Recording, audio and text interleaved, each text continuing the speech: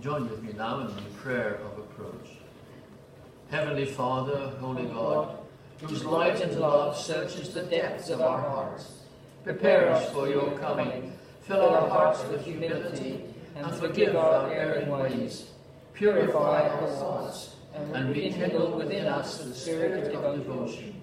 Lift us, we ask, into your very presence, that consecrated afresh, we may, with gladness and serenity, follow in the footsteps of our Lord. Amen.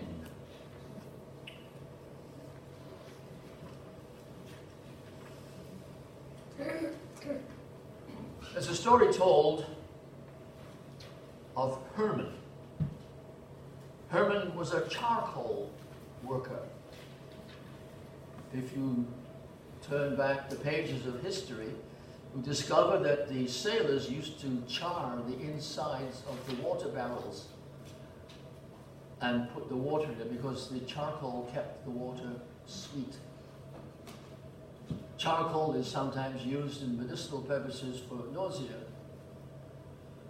And charcoal, believe it or not, gives almost twice as much heat as wood, which is something I didn't know. And so Herman had just delivered some charcoal to a nearby castle and was heading home to his little hut. In that little hut was his wife and four small children.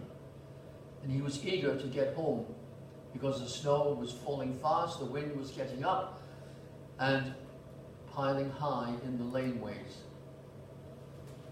Just then, in the midst of the snow and the wind, he thought he heard someone crying. And stopping, he listened again. Yeah, a piteous cry. He looked around in the snow, and there was a tiny child, scantily dressed, lying in the snow, shivering and crying. Well, said Herman, you can't possibly stay out here. You'll die before morning. The wind is so cold and you're so poorly dressed. Come, I'll take you with me. And so he carried the little child, putting its hands on his coat and rubbing it. And he just looked at him and said nothing.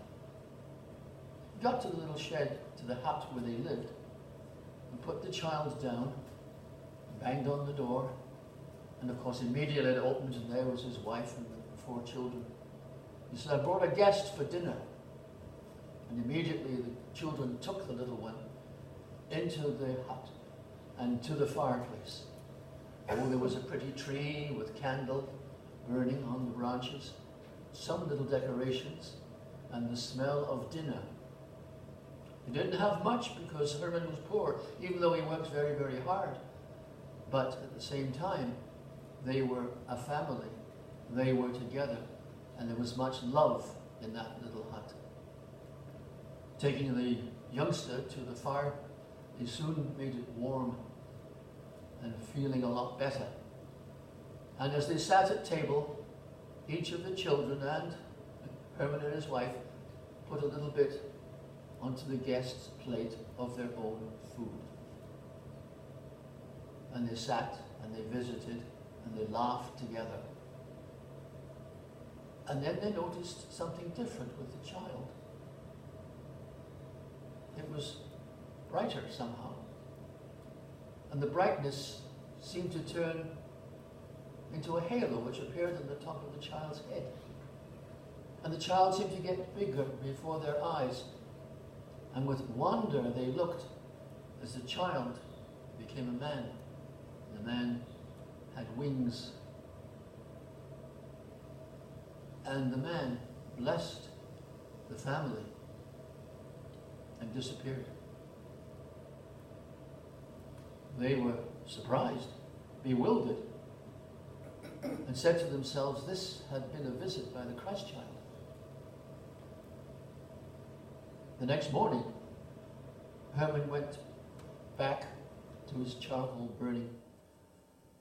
And as he did so, he passed the place where he had found the little child. And there growing was a strange plant, white flowers with deep dark green leaves. And he picked one, and he brought it home. "Oh," said his wife, "I've heard stories about the legend of the Christmas rose. And this is it. It's beautiful." Okay? Okay. It's a Christmas legend, a little story for you. Oh, we have an anthem? Oh, good, good.